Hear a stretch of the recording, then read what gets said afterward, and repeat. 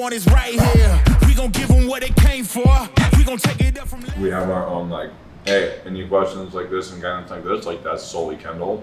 Any questions and guidance for that, that's solely Nick. Right, like funnel build, CRM stuff, like that's so my scope, and it's like not even close to like, it's not a leadership question at all, you know? Yeah. I mean, honestly, every time I talk to some of the people that are homeless in Austin and I sit down and ask them, like, it's always like my like curiosity is always like, well, what went wrong and like why couldn't you get it back? And honestly, I think like obviously everybody has their own like ideations of their story and what happens to them, and there's usually like the world's tough and stuff, but like really what I think it comes down to is it's like something hard happened to them and then they just accepted it and didn't try to overcome it. Like that's really what it comes down to with all of their stories. It's like, oh, I experienced hardship and then I gave up and I wanted to play victim until somebody else validated the fact that something bad happened to me, and that time never came, and so they're still waiting for that before they change. Empathy is, I can see the world from your point of view without my own lens, my own perceptions, and my own story. So I can remove myself from my ego.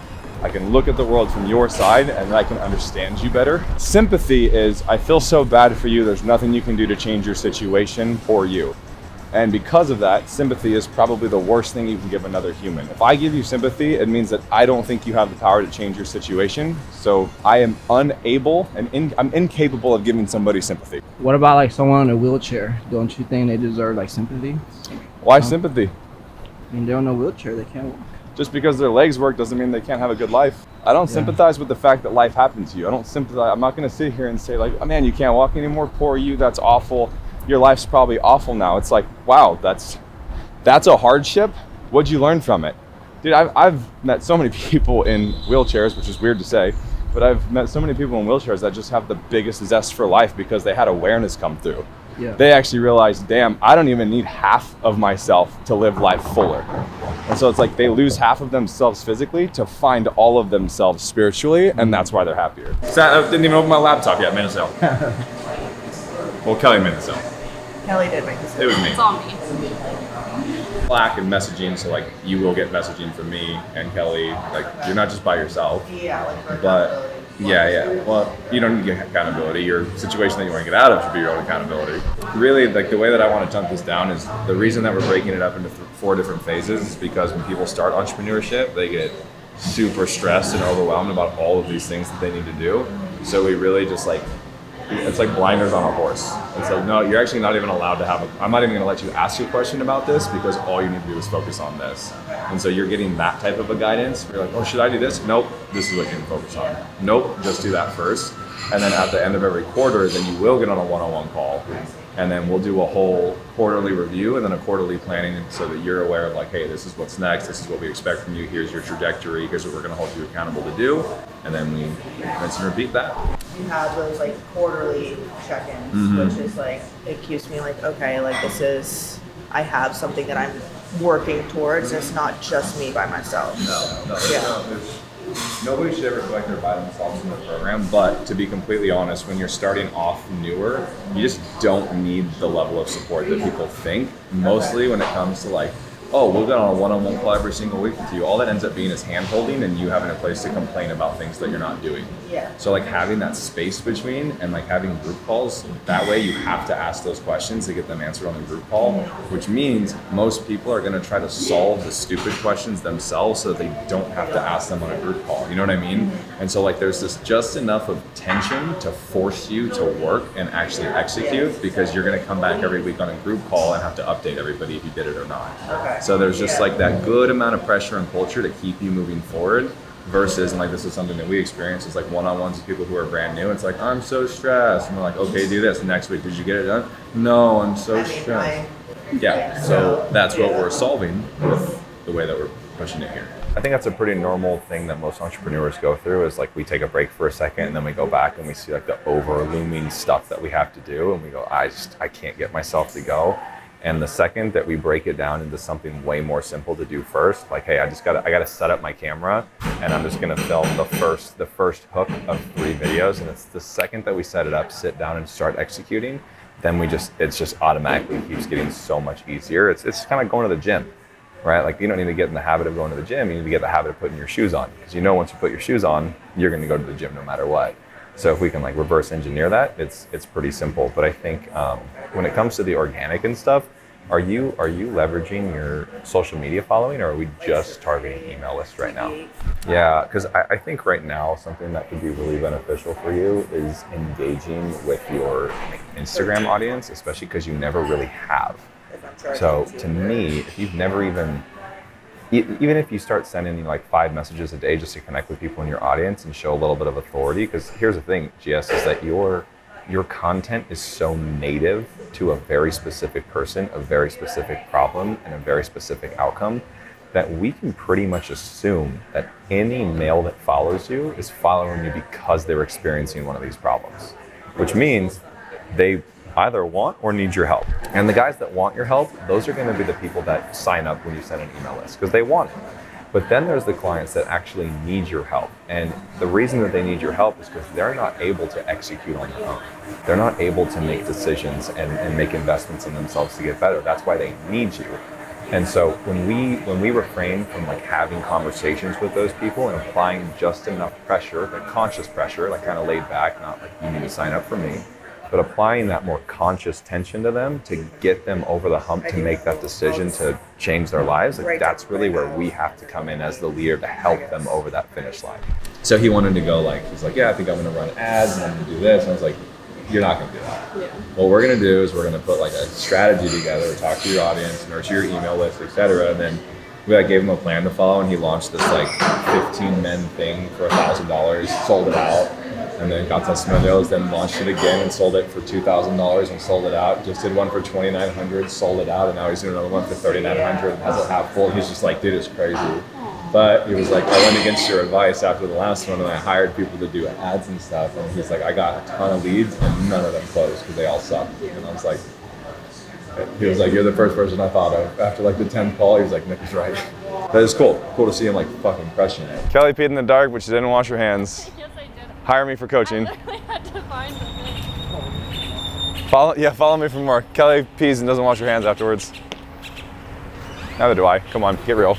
I think this is a topic for debate. I don't feel like after... No, stop. I don't feel like you need to wash your hands every time. You do. I don't. You do. I don't. That's just like a man thing. That's gross. It's not like there's dirt on it. How did you get it out? You need to wash your hands before you pee. How did you get it out? I shower. How did you get it out? What if I showered? I haven't sweat. How did you get it out? What are you trying to get me to say right now? Do I touch my penis with my hands to pee? Yeah. Okay, then you need to wash. Why are you asking that question like I'm gonna? She's like, how'd you get it out, Nick? Tell us. Because. I have a string attached to it. Do you know how many other men have touched it? I puppet master it. There you go, buddy. I think that if a man is showered, How many men do you think actually take care of themselves? Can you let me finish? I think if a man is showered, hasn't been sweating, and just pees and doesn't pee on himself because he's an adult, I don't think that that justifies a full in-depth hand wash every single time. Lift the toilet seat up. You lift the toilet seat up.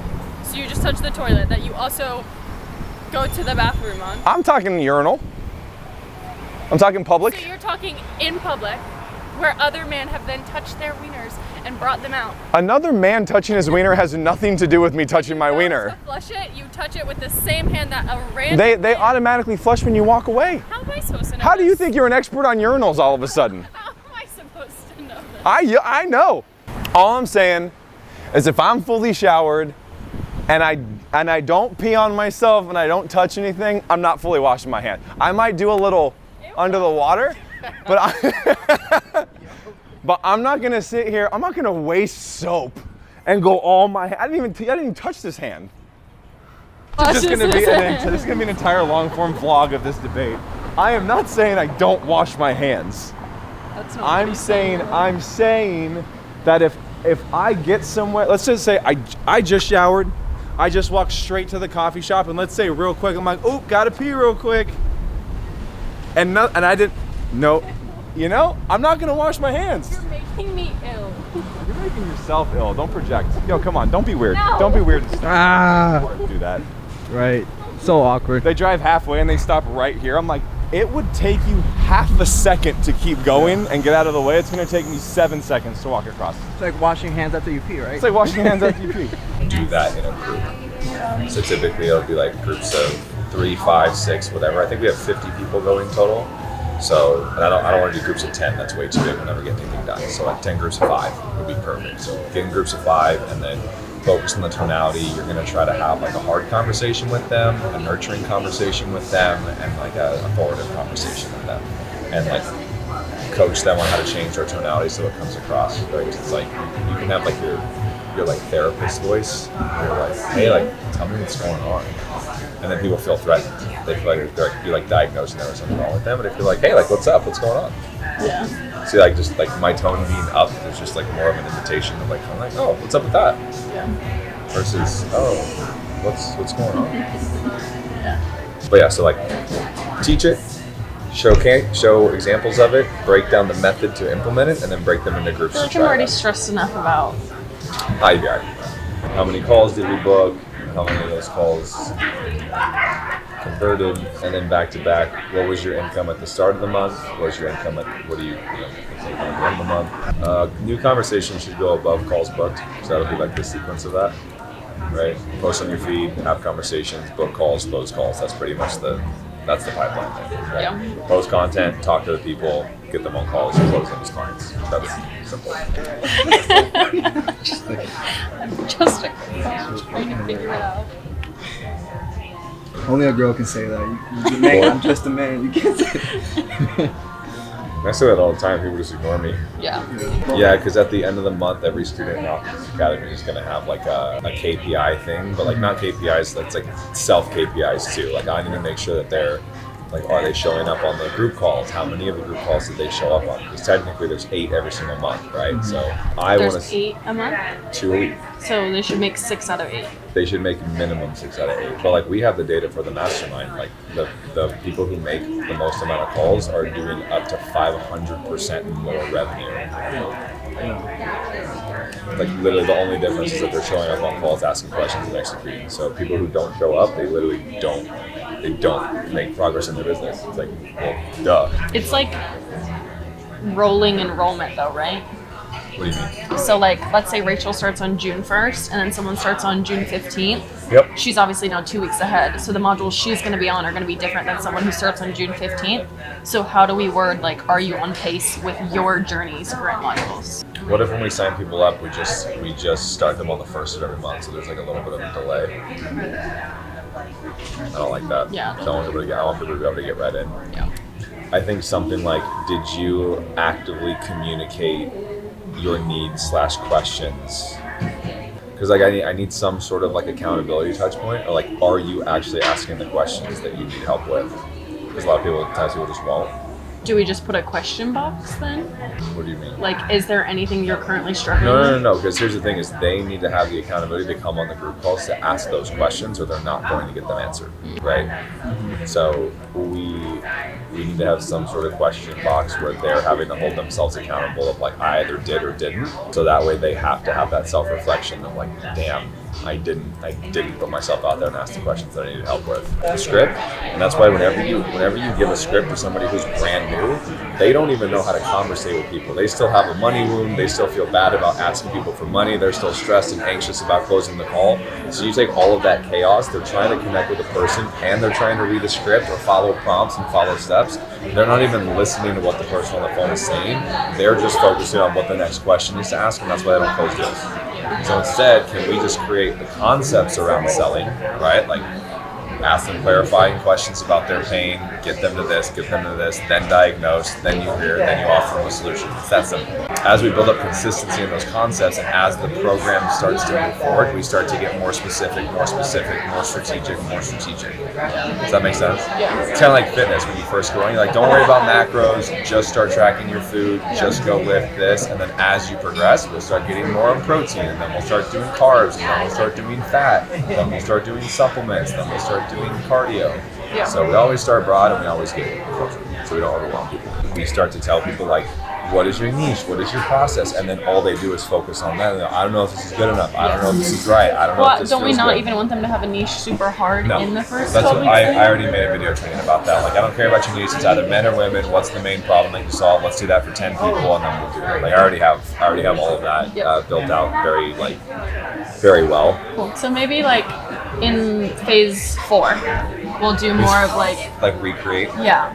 Because that's what we have anyway. Is the I know, because phase 4 we definitely need to recreate, redo vision, redo culture, redo vision, because then once they get into the mastermind is when we start hiring staff and scaling. Yeah, because we do reinvention of self in phase 4, so then we can do it as a part of. So then I can completely destroy their lives and give them a spiritual awakening in year 2. But you're doing meditation in 1 and 2, right?